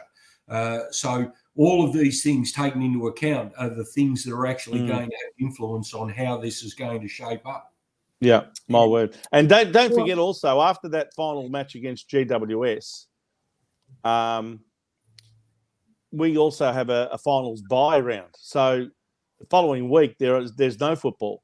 That's the Father's Day weekend. So technically, the first week of the finals won't be until I think it's something like the 7th, 8th, and 9th of September, which is over a month from now. So if you've got players that have got hamstring injuries and they're still a good 2 or 3 weeks away, it makes a lot of sense to wait until the first week of the finals to actually play them. Absolutely. And the big danger is you don't want to be going into a final series with people underdone. Someone mentioned Harry before about the fact that he's not even going to come back until probably the first or second week in the final series. Yeah. I'd put a line through him. If that. Well, I'd put a line through him. I really would. Because you don't want him coming in underdone because of obvious reasons going into a final series. The pace of finals is so much more intense than home and away matches, isn't it? So if he's coming back, after 7 or 8 weeks out, he's going to be finding it hard to keep up with the pace, isn't he? If he's playing in a prelim or something like that. Absolutely. And the comment was made before, and this was in commentary about Dowd. He's had 4 or 5 stringing them together. He's starting to look more and more comfortable in the middle. So that means he's going to be more of an asset than he is, And he's picking up the pace of AFL rather than always playing VFL. And he's starting to play in matches where the pace is a lot more frenetic. Yeah, isn't it interesting? You made the point before, Vince, about the fact that the step up from one grade to another is enormous. I mean, in the VFL, you might have time to consider where you're going to place the ball and things like that. Right. At AFL level, you've got to make that decision in a split second. And maybe that's why they've resisted playing someone like Jackson Binns, who keeps getting his 30 to 35 possessions a week in the VFL, because maybe they're just worried that the kid's not ready for the pace of AFL just yet. Maybe. He may not be. Anyway. Well, it's good that he's getting. I mean, it's his first year, and I was listening to a podcast this morning. It was about Anthony Koutafidis, and he was saying how he played his first 3.5 years in the reserves, and he really wondered to himself whether he was up to it. He said, I didn't feel like quitting, but I didn't know whether they wanted me. Well, he didn't. In fairness, that's not quite right. What do you mean? He played in the under-19s initially, right? Yeah. And then in 91, when he first became part of the senior list, he didn't play a senior game. He played the whole season in the reserves. He in fact, 91 was when Ange Christou played his first game. But in 92, he cracked it into the seniors. So as a 19-year-old. Yeah, but I never said he played 50 games before he got a game. I'm saying he was in and out of the team, and he didn't think he was going to make it. Oh, yeah. Look, he didn't really cement himself a spot in the team on a regular basis until about 94. So anyway. Well, point in case, I played a lot of reserve football myself. At Carlton, I came down as a 16-year-old, and I was destined for the thirds, not the twos. And as a result, we ended up playing in the twos rather than the thirds. So but anyway. But that's a lot of players. I mean, do you know that even Michael Tuck, who's played over 400 games of AFL football, he played quite a number of reserves games before he started to crack it in the seniors. So that's the way it was back then, wasn't it? I'll give you a Brownlow medalist that played a lot of games for Hawthorn in the reserves, Dipper. Dipper. Me and him used to be great advocates. Enormous for one another. Dipper played a lot of games in the twos before he broke in and cemented his position in the senior side. And don't forget that fantastic year that we had where we knocked over Essendon by a point. Remember what year that was? I think Dipper knows it. 1999. Yeah. Anyway. Well, the Peter, Divvies and Forges ad. Yes. Anyway. Well, once again, we'd like to thank you for appearing on our show. We look forward to seeing you next week when, again, we will celebrate another Carlton victory. We hope so. Well, it's in our hands, Joe. So if we turn up to the game with the right attitude, I'm sure that we can overcome whatever they throw at us and be able to counteract it. But anyway, and just on 1999, Darren's got the Prince song. Yeah, yeah. All right, well, then, yes. All right, we'll see you next week. Thank Cheers, you. mate. Good on you, Cheers, Brownie. Well done. Oh, well, don't forget the Melbourne game is on the Saturday, but anyway. Yes. And as people are saying, it is good watching Collingwood implode, isn't it? It certainly is. Anyway. Actually, who is Collingwood playing next week? Just as a matter of interest, I wonder. Their last game they play Essendon, so that's going to be a ripper for Essendon. Well, that might actually determine whether Essendon makes the finals or not. But anyway, Collingwood plays Geelong next week on a Friday night. Well, there you go. Yeah, so then the week after they play the Brisbane Lions. Yes, also on a Friday night, and that's at Marvel, not at the MCG. So that'll be an interesting one because Brisbane don't necessarily play well on the MCG, but this one's at Marvel, so that could be another potential loss for Collingwood the way things are going. And geez, wouldn't it be good to see Essendon knock them over in the last round as well? No. Right. Don't like it. Draw. How about they have a draw? Yeah, draw. That'll do. And anyway, and now it's time for a bit of frivolity. It is time for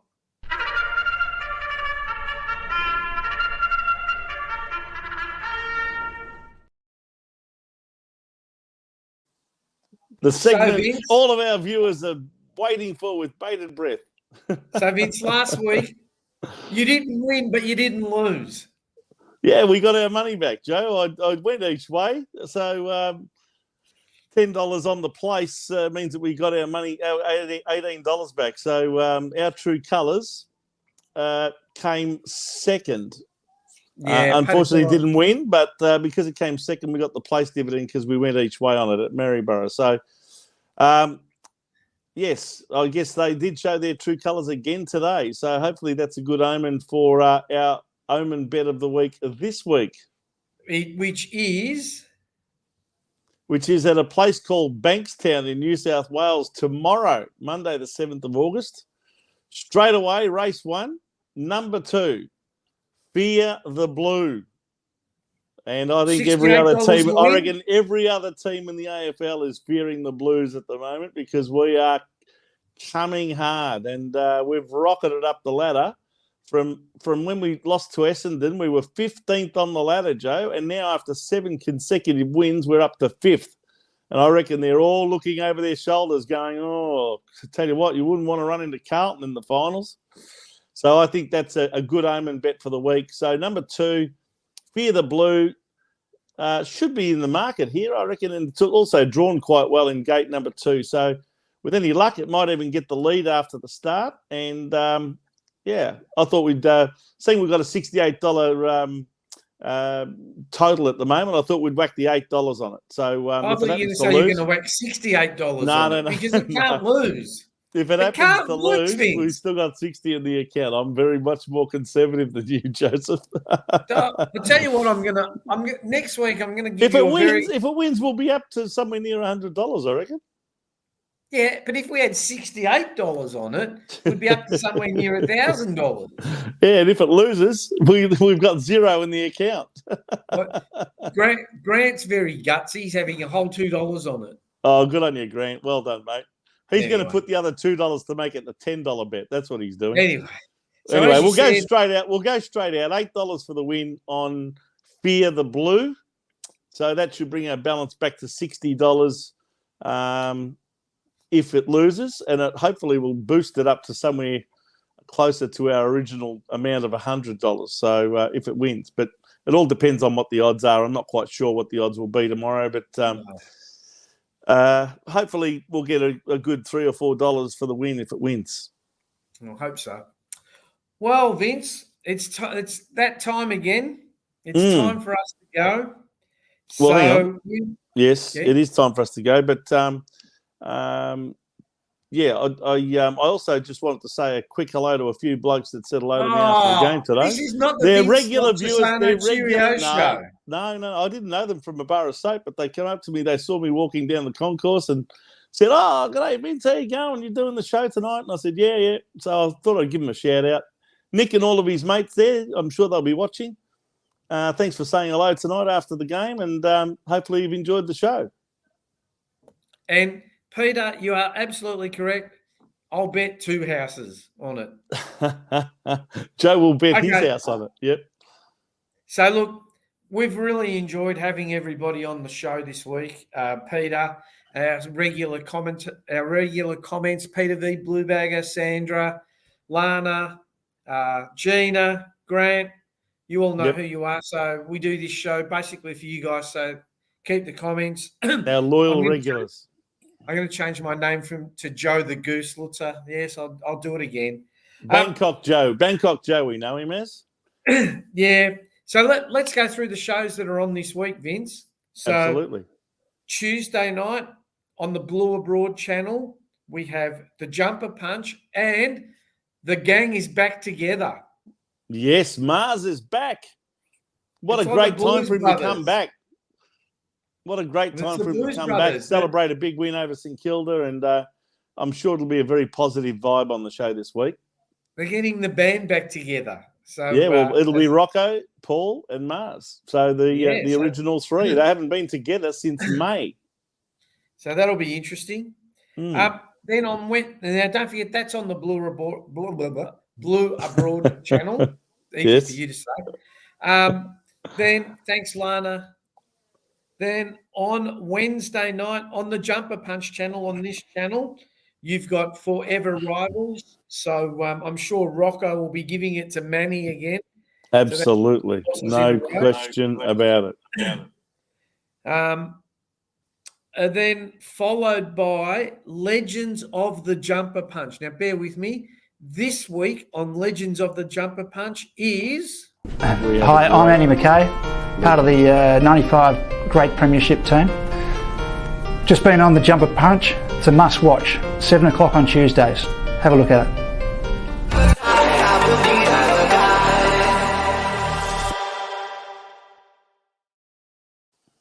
We've got Dr. Andrew McKay, the vet. I don't know about doctor. No, I don't think he's a doctor. Well, he's certainly a vet. But yeah, they're doctors. More than anything, what a great Carlton player he was. And also served the club as general manager of football operations for quite a few years up until not that long ago. And, we of course, talk about their playing careers more than anything else. And Andrew McKay is up there in the top 20 Carlton players of all time in terms of games played. I think it was 244 from memory. And what a great recruit he was from South Australia, and played in the 95 Premiership, 4-time All-Australian, in fact. Yeah, 4-time. And best and fairest player in his final year of 2003. So it's such a... He gave us so much, Joe, during this interview that the interview went about double the amount of time that it normally would. We didn't want to slow him up. So, yeah, it'll be a 2-part interview. We'll have part 1 this week on Wednesday night at 8 o'clock. And then the following Wednesday at 8 o'clock, we'll have part 2, because that's literally how much time it took to finish the interview, to go right through his career. And, he gave us so much of his time and was terrific. So I highly recommend everyone watch this Wednesday night at 8 o'clock on the Jumper Punch channel, Legends of the Jumper Punch with Andrew McKay. And last but not least, on every Sunday night at 7:30 is yours truly and Mr. Vince Loccisano bringing you Blue Sunday. So let's go through those again. On Tuesday night on the Blue Abroad channel, you've got the Jumper Punch with the band back together.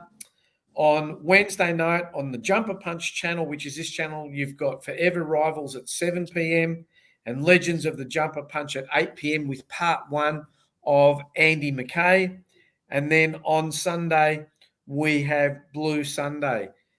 Before we sign off, I just want to make one quick mention. Our girls are playing tomorrow night. Yes, must watch.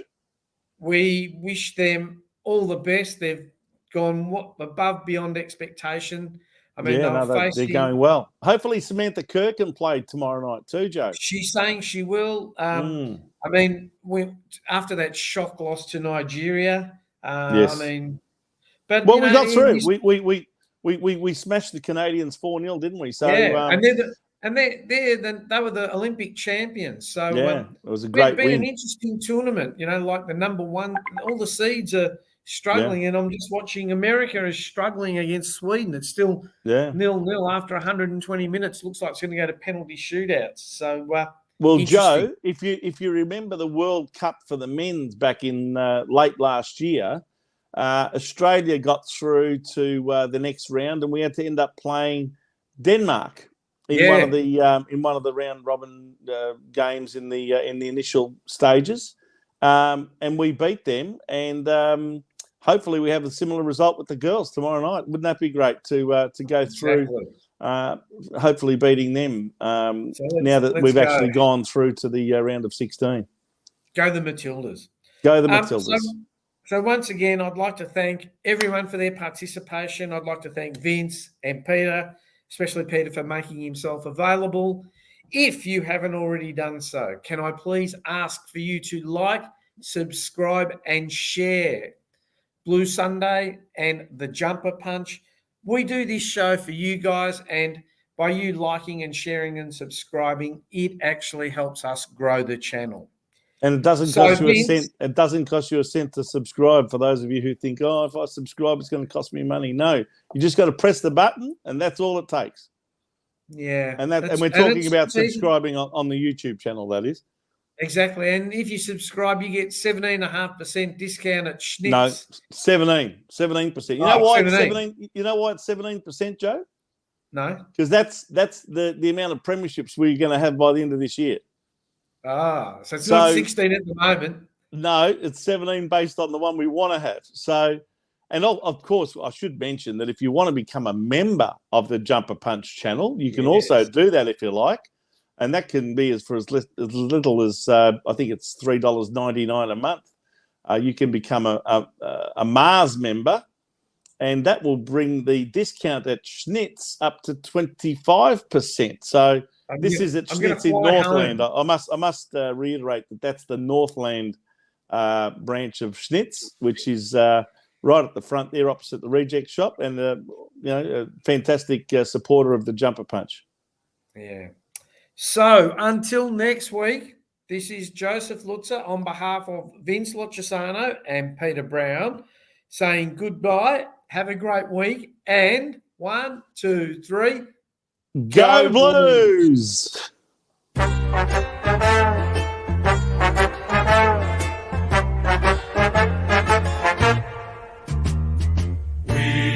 are the Navy Blues. We are the old dark Navy Blues.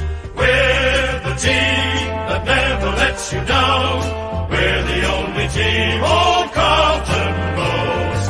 With all the champions they like to send up, we'll keep our end up, and they will know that they've been playing against the famous old dark blue.